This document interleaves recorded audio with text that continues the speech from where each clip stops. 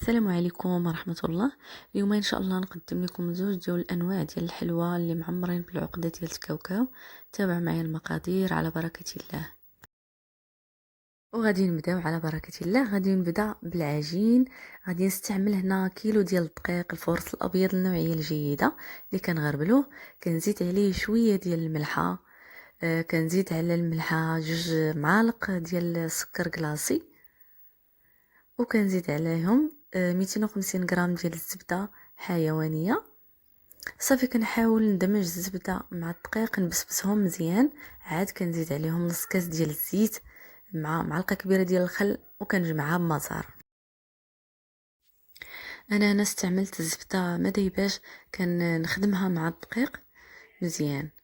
في حاله ما كان الجو بارد غادي تذوبوها وغتزيدوا عليها الزيت، وكتخدموا الزيت والزبده في نفس الوقت.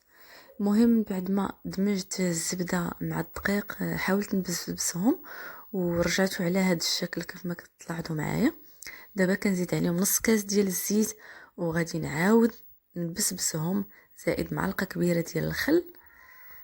كنخدم ديك الزيت مع الدقيق والزبده شويه صافي، وكنبدا نجمع فيها بمزهر.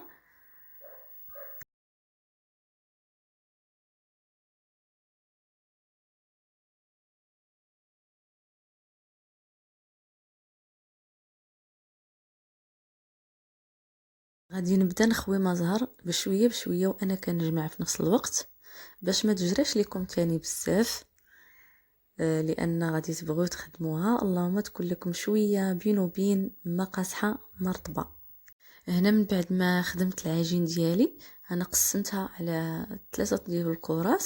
كما كتلاحظوا معايا كتجي على هذا الشكل، ما قاصحه مرطبه، كتجي العجينه موين. هي هذيك صافي.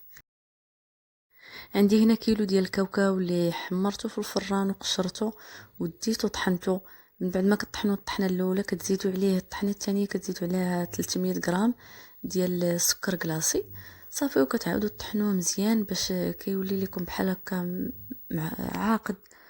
كتزيدوا عليه معلقه ونص ديال القرفه مطحونه، وكديروا عليه قطرات ديال الروح تاع مزهر. ما تكثروش بزاف لان الروح تكون هي شويه مجهده.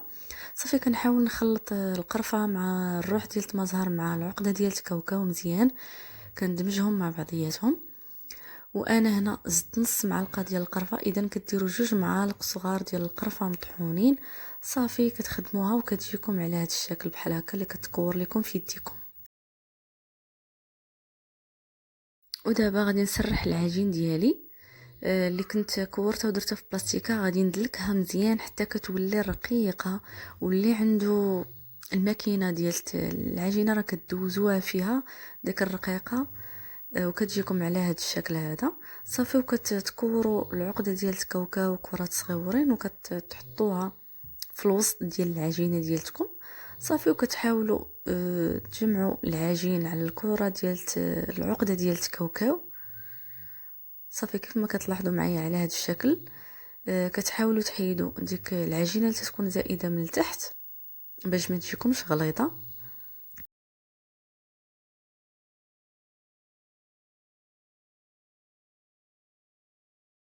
وكناخذ هاد الطابع هذا اللي كيف ما كتلاحظوا معايا صافي، وكنحاول نضغط على الحلوه ديالتنا وكتجينا على هذا الشكل بحال هكا.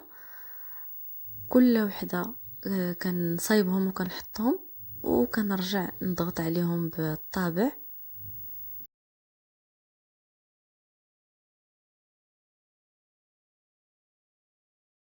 من بعد ما كملت هذا الشكل كامل في العجينه وفي الحشوه، كنديرها في الطاوه كنخليها تبات ليله كامله، وغادي ندوز للشكل الثاني.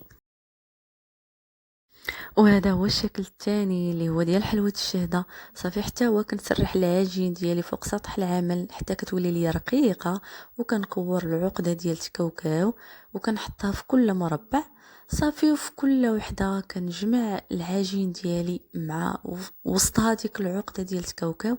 كنحاول نجمعها مزيان وكنحيد ديك العجينه الزائده من التحت صافي، وكنكورها مزيان. كنحطها وكنطبعها بالطابع ديال الشهده.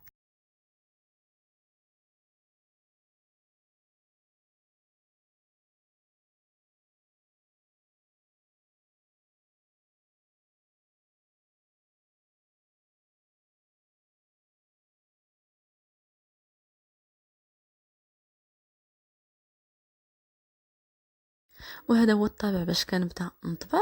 صافي كل وحده كورتها تنخلي حتى كنكور بزاف كنحطهم عاد كنبدا نطبع، وكتجينا على هذا الشكل كيف ما كتلاحظوا معايا. صافي كنديرها في الطراوه وكنخليها حتى هي كتبات ليله كامله. الغد ليه عاد كنسخن الفرن وكنطفي الفوقاني، كنخلي غير لتحت شاعل وكنقص البوطه من طبيعه الحال.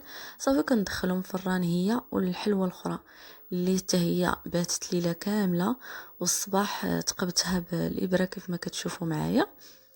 صافي غادي ندخلهم الفرن اللي كيكون ساخن، وكنقص البوطه كيف ما قلت لكم الفوقاني كتطفيو وكتخليو غير التحتاني اللي شاعل. وهنا وجدت كاوكاو للطريقه ديالته رانا لايحاها في القناه ديالي على اليوتيوب، راه كاين الفيديو كيفاش الطريقه باش كنصايب هاد الكاوكاو اللي كندير ليه بالنكهه تاع البيستاش. شوفوا الفيديو باش بلا ما نبقى نطول عليكم. هو وهاد الشكل الثاني ديال الكاوكاو راهم بجوج في الفيديو، تفرجوا في الفيديو غادي تشوفوا الطريقه مزيان. صافي هنا من بعد ما طالت ليا الحلوه ديالي ديال الشهده والحلوه ديال المعمول الاخر، صافي كنغطسهم في العسل. هذه ديال الشهده رانا التصوير ما واضحش ليا مزيان. هاد الحلوه ديال الشهده رانا كندير ليها كاوكاو من الجناب اللي حمرته في الفران، والحلوه الاخرى اللي كندير لها داك الكاوكاو اللي نكهته بنكهه البيستاج كنحاول نجمعه بالعسل. صافي وكنعمرها من الوسط وكنحط عليها داك وريضات داك الورق ديال الورد البلدي كيف ما كتلاحظوا معايا.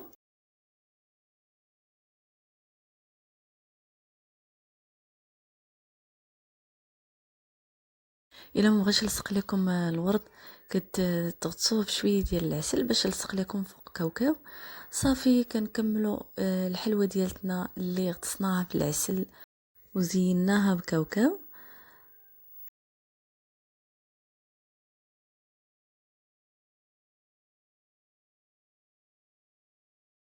وهذا هو الشكل النهائي ديال الحلوه ديالتنا. نتمنى الحلقه ديال اليوم تنال اعجابكم والتصوير يكون واضح زائد الهضره.